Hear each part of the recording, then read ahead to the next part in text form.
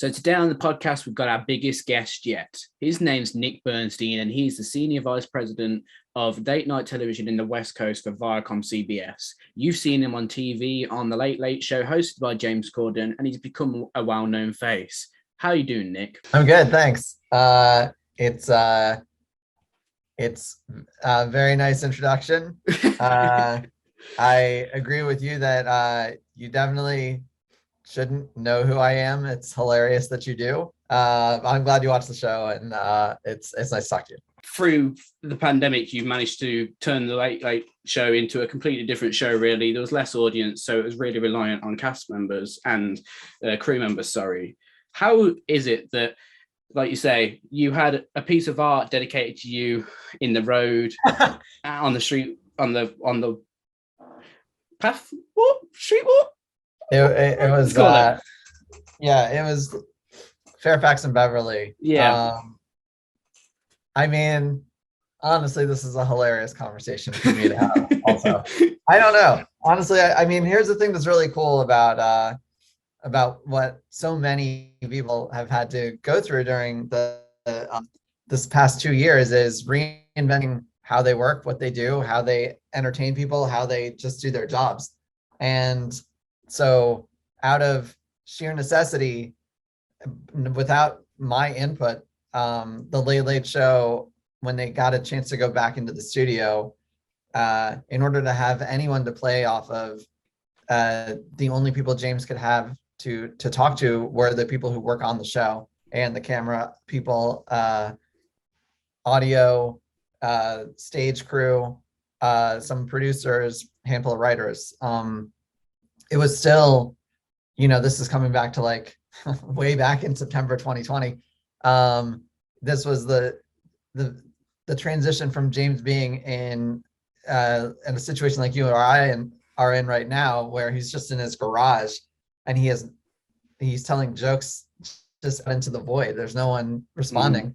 That going from that into, okay, at least I'm back in my relatively comfortable place, even though I'm very far away from people. He wasn't just 6 feet away. I mean, he might have been 20 feet away from most people, but still reacting in real time to human beings is something I don't know if we valued it enough. It was, and it became a much looser show because organically that's just what it became. There's no point in standing at a monologue spot like you normally do and performing in front of your friends and your colleagues or people who work for you. That's not really, that's like a false premise almost. And so one of the great things about late night is how malleable it can be.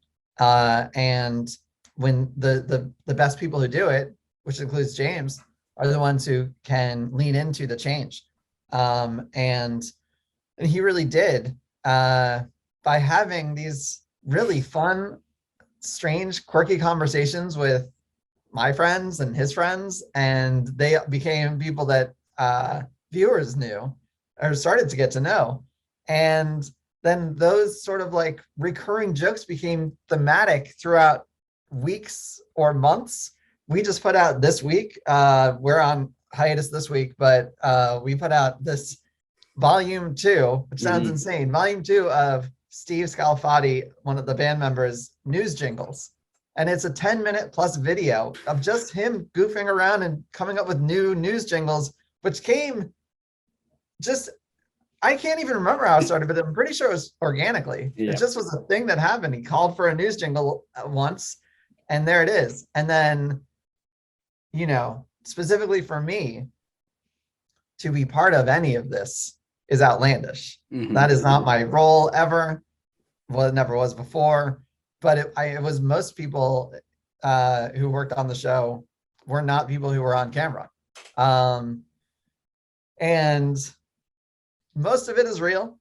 I'd say the conversations that happen in the studio are not planned. Most of the things that have happened to me, I did not know about in advance.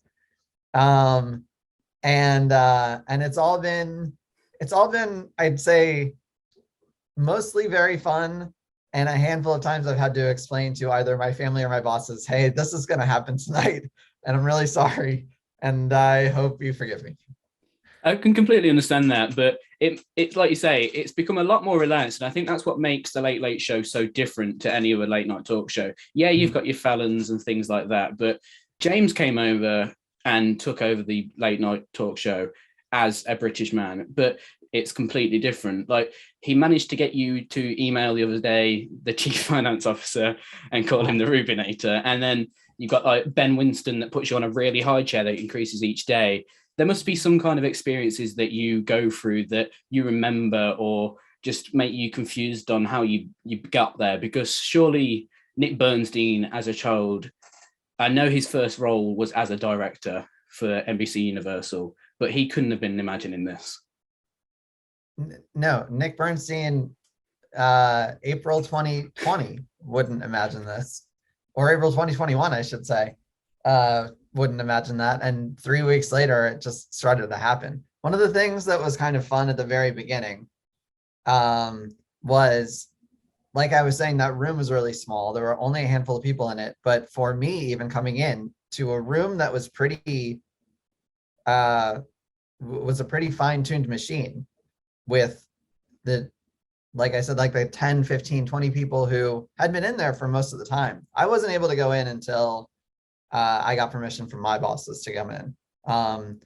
They were still trying to keep a very small profile of people in there, and so the ones who were in there were getting really used to the mechanics of what the show was, that of that Act One specifically. And then I didn't really know what to expect day one. I knew they were going to put me at the bar, and then they put me in this very high chair, and then they kept putting me in this higher and higher chair, and I thought even after like week one, or literally by the end of that week, I was essentially above the lights, the lighting grid that is specifically as high as possible to avoid people. That's where I was sitting, and it was like the stuff that I grew up on that I really enjoyed in late night featured some of these things, where it was someone who wasn't supposed to be doing something thrust into this position where they got a chance to play with these iconic comedic figures. So I just tried to lean into the idea that like I got to do that for a week, and that was fun, and I thought that was it, but they enjoyed it, and I enjoyed being with my friends, and you almost forget that like, oh yeah, people are going to watch this, people are going to see this.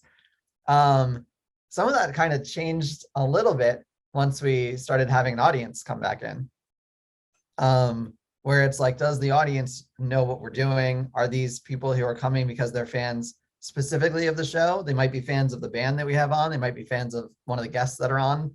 They might be people coming from out of town looking to have a good time, but not necessarily realizing or recognizing what the show's turned into. Can't blame any of that. That's just sort of a very natural progression, no matter whether it's a pandemic audience or an audience pre-pandemic. And so we didn't change anything. James and Ben and Rob and Ian and like that whole gang continued doing the show as had been done before. And so what's almost stranger sometimes is when the audience does know us, does know our jokes, because we do these recurring things, and they pretty much come very naturally. Where, you know, James mentions a product and then he looks at me and he asks me if it's okay to mention that product. And most of the time I say no, but it still gets in the show anyway. Mm-hmm. You know, it's like I was saying before with Steve and the news jingle. And like one of the cool things I think that wouldn't have happened had we not transitioned to the show this way. We had our 1000th episode I guess 2 months ago now. And it was the first time we'd had a chance to celebrate sort of the number of years we'd been on the show, which is really nice. Like we missed our 5-year anniversary because it happened 3 weeks into the pandemic. And so some of those bigger celebrations we might have done, we weren't able to do. So we got to do it for the 1,000th. But the way that we did it was really cool because it wasn't just like for me, I thought it was really cool. It wasn't just like a clip show. It wasn't in some like big theater, which sometimes happens with these shows. It was in our studio 56. And James got to toss to several members of the staff to ask them what their favorite moments were in the show. And then we'd run those clips. And people know the members of the staff that James is talking to because they've all been on TV and been part of this show on camera for the last almost 2 years now. And I think that's a pretty special and unique way to celebrate something like this. And honestly, it's incredibly generous of James, I think, to do that because that's such an incredible recognition of how many people are part of what makes this show work, both behind the camera and in front of the camera now. And I don't know, like to be able to showcase that, and then also in that same episode, have like a special guest appearance by Tom Cruise. That is like, that's a real large swath of what the show is now. You, like you say, you mentioned the past 2 years, you've had Ian, Rob, Cece, Winnie, everybody all come on the show. But you must have noticed that whilst you've been sat in front row looking with your own camera now that you've got, that there's some segments that you must love, hate, and never want to do. If I had to put you on the spot to choose a segment that you would love to do, hate to do, and definitely wouldn't do, which ones would you choose? That's a good question. I'm not, you know what, so I like, just in case people don't know, like of the things I've done, I think I have to rank them the strangest things I've done. I don't know if I would say I hated anything. I think there were things that made me more uncomfortable than comfortable. I'm not sure I've ever been necessarily comfortable. I've just sort of, I do my best to roll with the punches. I like,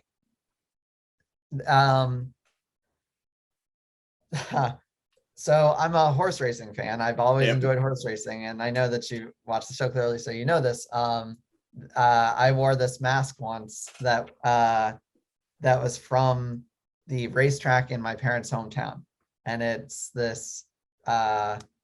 It was a red silk mask that was supposed to look like what jockeys wear, those silks that jockeys wear.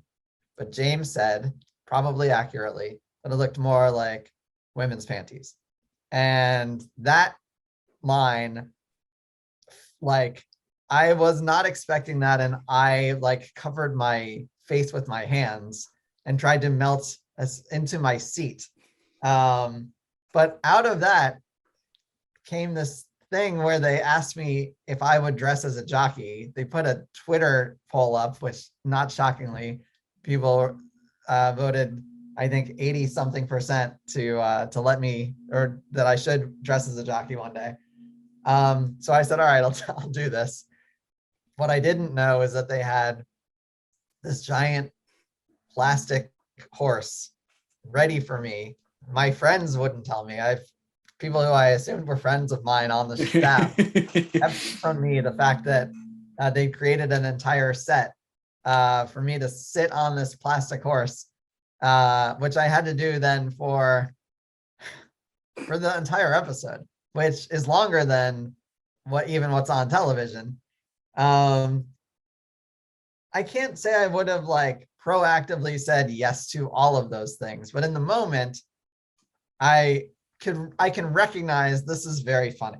This is a very funny thing that I am now a part of, and whether I look good or not, I have faith that Brad and Tom and Dave and all the editors and Ben and Rob and and James and Lauren, like, and all the people who are watching down the show are going to make the best version of this.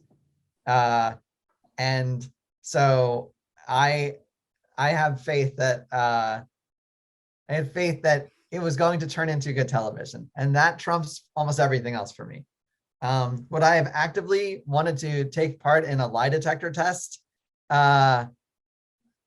an episode later on because they thought that I had put a photo of myself, a giant photo on the wall, like this Hall of Fame style wall of James with all these superstars who've been on the show in the past?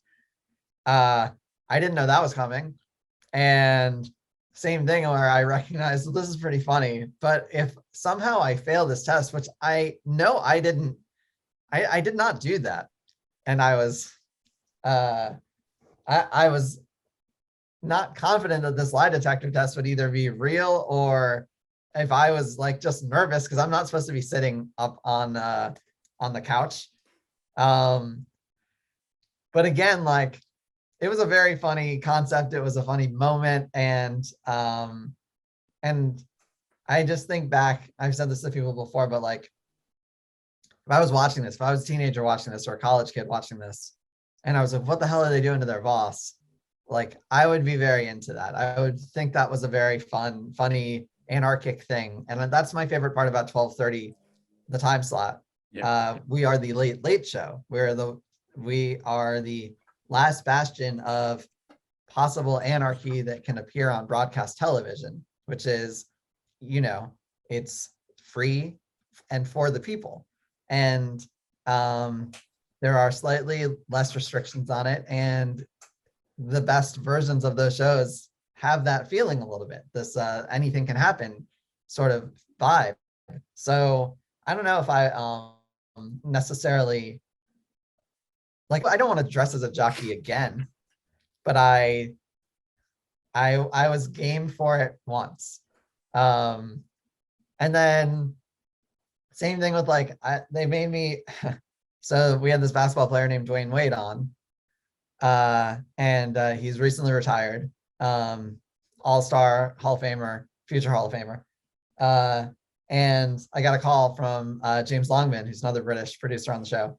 And he's like, hey, we're going to do this bit with Dwayne Wade. Do you want to play basketball with Dwayne Wade? And I love basketball. I'm a small man, but it's it's my favorite sport. And I was like, absolutely, I'll play. Like, that would be amazing. And they're like, great, you're going to be the backboard. And I was like, God damn it. Like, you tell me that first.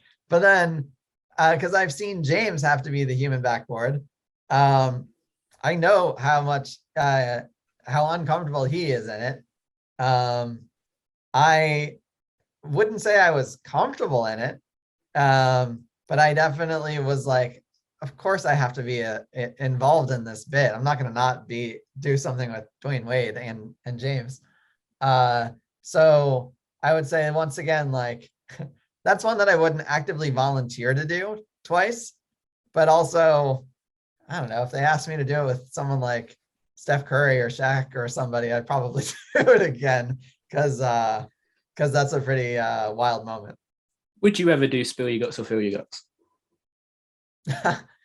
I feel like every day minus the food, I am playing that game. That is like I get asked the uncomfortable questions and there is no option but to answer them essentially, most of the time. So I'm not sure it would be drastically different. I'm not like, I'm a pretty like adventurous eater. None of that really, probably the salmon smoothie seems like it would be pretty rough to swallow, but I'm not sure. Yeah, I think that's, I prefer just sitting and watching. And if they ask questions, I don't mind participating. If they asked you to genuinely say when that show is going to be on a cruise or eat a century-year-old egg, would you do it? What would you choose? I'd say it is less complicated to eat the egg than to find our way onto the cruise, which has been I've coming up on 9 months worth of challenging conversations, and it's way beyond just whether we want to do it or not. Yeah, I think I'd probably take the egg. You yourself have graduated with a master's, well, majored, sorry, in a broadcast journalism at a university. Do you think this is what led to you directing late night television in 2004? Well, the title of director is a little misleading because director is a executive position on that side of things. So it's almost like, you know how they say there's no junior vice president? Mm-hmm. I'm a senior vice president. There is no junior vice president. That was basically the equivalent of being a junior vice president. I was a manager and I was a director, and then I became a VP. I think that having a having a television major, taking classes in television, radio, and film, both production and programming and writing, gave me a sense of the types of jobs that are out there in a finite way. It wasn't really until I moved to Los Angeles, and my first job was as a page at NBC. And so in that role, that's when I learned a lot more about all of the different opportunities that were in television, because we had 25 or 30 people that were all pages at the same time. We were a pretty tight-knit group. It felt like a grad school almost equivalency, the way that we were learning, and who we got to meet, and all the different jobs we got to see, whether that was people who worked on productions or people who worked for the studio or people who worked for the network, which I didn't really have a differentiation in my mind on those jobs when I was in school. I think in part it was because I wasn't thinking that far ahead yet. I was trying to stay in the moment and do the things in my university life that were important to me at that time, not saying if I do this, then I'm going to get that. For better or worse. I mean, I knew a lot less, I'm sure, than a lot of my peers about the television industry. I just knew I wanted to work in it. Mm-hmm.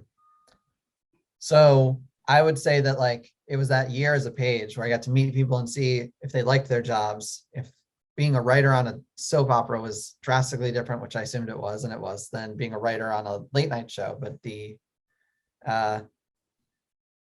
pressures were similar. Coming up with a new storyline for, at the time, a soap opera that took place where there was a witch that was and had invaded the town. Coming up with the next storyline for that witch, I think weighed as heavily on those writers as coming up with monologue jokes for Jay Leno, who was hosting the Tonight Show at the time, and needed, he looked through hundreds and hundreds of jokes a day to come up with the 20 that he was going to tell that night. And that's a lot of pressure too. Like you say, you've mentioned previously in the podcast that there is a chance that if you were a teenager, you'd love to see their boss being messed around with. But you've worked with lots of different late night hosts and took chances and put your trust into them. But is there anybody that you personally look up to? Would it be said hosts that you've worked with in the past, or is it somebody completely new that we may never have even heard of? That's a good question. I think it's probably both. The person who I think was the most instrumental to me career-wise was my first boss. His name was Rick Bloodwin, and he was the person who ran late night and variety and specials for NBC, and he did it for almost 30 years. He passed away a few years ago. But he was the first person who I think really recognized in me that I really had a passion and an eye for late night comedy, and even though we were a generation apart in terms of how we grew up and what our influences were, he kind of showed me if we both enjoyed something, if we both watched something and thought it was funny, chances are there was a relatively wide swath of people who would agree. And so for him to have that type of trust in me, I thought was it just gave me a lot of confidence to continue exploring that career path. And I also knew pretty early on that I wanted to stay in a place that I was continuing to learn and grow, and he gave me that opportunity also. And then, you know, for a while, after I worked at NBC, I had transitioned to working as a producer, and there were a lot of people who I looked up to in that space, who I tried to just sort of take the lessons and the sort of theories that I'd seen from people like Debbie Vickers, who ran the Tonight Show, and Jeff Ross, who ran Conan O'Brien's show. There's a Saturday Night Live producer who became the Jimmy Fallon producer. Now he's a Seth Meyers producer. His name is Mike Shoemaker, who is influential in a lot of people's lives. Those three, I think, more than almost anyone, were largely influential. In terms of temperament and decision making, and then, you know, I of everybody in the late night sort of space, I admire and look up to almost everybody who's done these shows. But Conan O'Brien is also like the person for me who I think saw me first as more than an assistant in that space, and I think gave a lot of trust, more than I'd ever sort of experienced, when they were creating a new show, when they were looking for feedback for bits that they were doing. And even his production company was the one that I paired with to work on the Pete Holmes Show, which was a late night show that ran after his program, and that was a really that was a pretty soul opportunity for me, and with a person who, once again, like, I watched when I was in high school and college, who I had a huge amount of respect for, and did comedy that I felt like I'd never seen before, and really spoke to me in a unique way. So I've kind of tried to lean on that. I would also say that currently the people that I work with, it's James, Ben Winston, it's Rob Crabb, James Longman, Ian and Lauren, like this group of people, I very much work with, but also admire, and they've instilled an enormous amount of faith in me as the person who is both included in their gang, which is not always the case with network executives or studio executives, and also somebody who they can look to if they bump up against challenges that I can help with the network or the studio to try and make right, whether that's something like budgetary or something that is as mundane as where the commercial breaks might hit during an episode, which seems crazy in an era where I know you probably watch on YouTube as much as anywhere else, but like, you know, even when it came to like originally coming up with how are we as a show going to have a digital footprint, and who are we going to have do that, we have like an incredible working relationship, and it's probably of anything that I've done, like it is this is the place where I've had that I've enjoyed working at the most. If you had to give one bit of advice or something that you received back when you were just starting out, who gave you that bit of advice that you took on board? The best advice that I've received and tried to take and use is, in order to do jobs like this, in a creative field, you have to sort of take that leap of faith. You have to sort of trust yourself in order to do something that most people don't understand. You can't tell your parents, I want to work in TV and this job is coming up. You don't know when jobs are coming up. It's not an industry that works in some type of